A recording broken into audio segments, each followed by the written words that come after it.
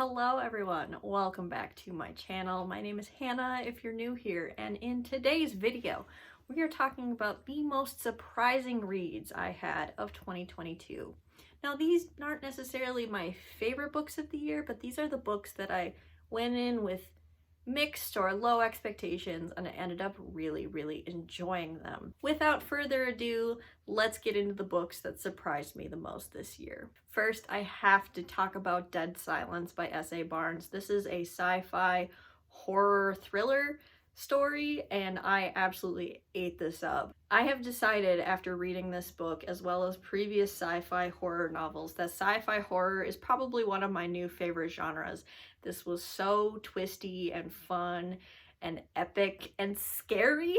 So if you haven't really gotten into sci-fi thrillers or sci-fi horror, I highly recommend Dead Silence. This really caught me off guard. Next, we're going to talk about the entirety of the Protectorate trilogy, starting with The Velocity Weapon by Megan E. O'Keefe. I picked this up on a whim and it ended up being a really excellent trilogy to binge. I read all three of these books back to back to back and I had an excellent time. This is kind of more like a space adventure, sci-fi, space opera. We are following two siblings primarily who are separated by time and space and them trying to get back to each other. This also has a sentient like AI with a personality, which is one of my favorite tropes. And this book and this series is just an excellent time. There's a great villain character in here and I just thought this entire series was a lot of fun and I ended up really enjoying every single installment in it. Next, we're talking about The Night Circus by Erin Morgenstern. There is so much hype around this book and so many people love it, so many people hate it, that I was really hesitant to read this after all of that information. But I'm so glad I did because I ended up loving this book. This is about a traveling circus and two rival magicians who are forced to compete against each other because of their master's rivalry, and they end up forming a romance with each other. This is beautifully written, in my opinion. I adore the prose in here and the character-driven nature of this tale. It's surprisingly dark, which I wasn't expecting, but for the tone and the vibe of this story, I think it really worked. I actually loaned my copy out to a friend and I hope he enjoys it as well. Next, I have to give a shout out to Empire of Sand by Tasha Suri. I picked this up again on a whim because it was available at the library. And I was like, oh, this sounds fun. It's, you know, a fantasy romance, but it's kind of, you know, desert themed. And so I didn't really have any expectations for it. It was my first Tasha Suri and oh boy, did I love this.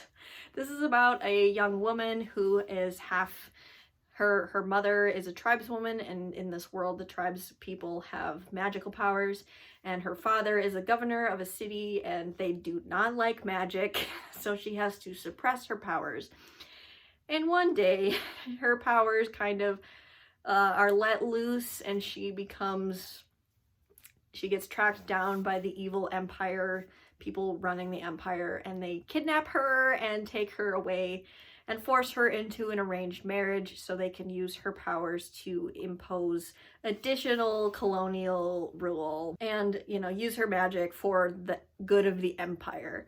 And this is a slow burn arranged marriage fantasy and I ate this up. The slow burn nature of this was impeccable. I loved the world building in here and the characters were excellent. So this became an instant favorite for me. I really enjoyed this as well. Next, I'm going to be talking about The Inheritance of Orquídea Divina by Zoraida Cordova. I loved this book. This was so good.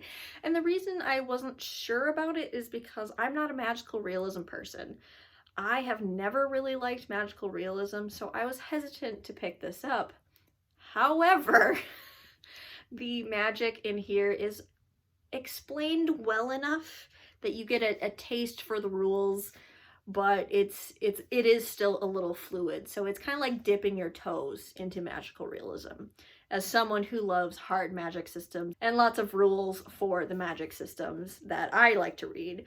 But this was incredible. This is about family, this is about abusive relationships and leaving those relationships, and this has beautiful writing, and so this just absolutely blew me away, and I highly recommend this. It is a standalone, and I read it really, really quickly. And look at this cover. It's gorgeous. Next, I want to talk about Brandon Sanderson. So I've been doing kind of a reread of Sanderson and kind of critiquing as I go. Because when I first read Sanderson, it was kind of my first forays into adult fantasy after solely reading YA. And I was obsessed with Sanderson, but now going back and rereading some of his works, I was noticing some problematic things, some things that were kind of bad writing, at least in some of his early works. So I was reading the Mistborn trilogy again, and I was kind of critiquing books 1 and 2 quite heavily, and you know, lowering my star rating a little bit based on my rereads. But I want to say The Hero of Ages really surprised me. This is the 3rd book in that trilogy. I read it and I was even more emotionally impacted by the ending of this book and how everything plays out than I was when I first read it, which I don't even know how that happened, because I was going in kind of with the intention of ripping it a new, ripping it apart and critiquing it, but I ended up just reading it, and yes, I could see some of the critiques, but I was so emotionally invested that I ended up crying at the end, and I really wasn't expecting myself to do that because I was kind of trying to be a little bit more critical with it. So yes, there are critiques of it, but I was so surprised by my vehement emotional reaction, even though I knew what was gonna happen already. The last 2 books we're gonna talk about are part of the same series. These books are some of the strangest books I've ever read, and that's the first 2 books in the Locked Tomb trilogy, which is Gideon the Ninth and Harrow the Ninth.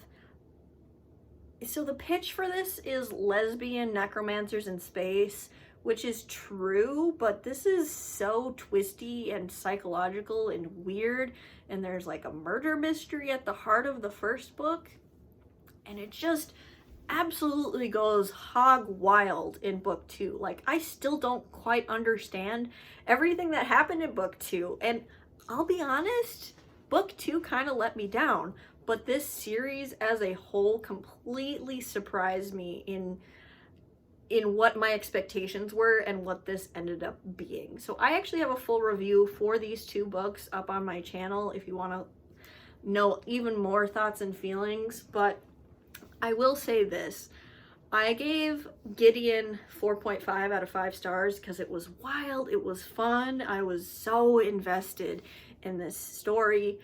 But then I gave Harrow 2.5 stars. I gave Harrow 2.5 stars because it was just so wild and weird and confusing. And one of the things I talk about a lot on my channel is agency of our main character, and it felt like Harrow in book 2 didn't have much agency at all, which is a pet peeve of mine. But despite my star ratings for book 2, I will be continuing because no one has any idea what is going on, and I really need to know what is going to happen next. If you are into weird, wild, and wacky books with lesbian necromancers in space on top of that, I actually really recommend this series, and it is just a wild time. Those were the books that most surprised me this year. What were some books that you really didn't have any expectations for and you ended up loving? I would love to know in the comments down below. Thank you so much for watching, and I will see you in another video of mine very soon. Bye.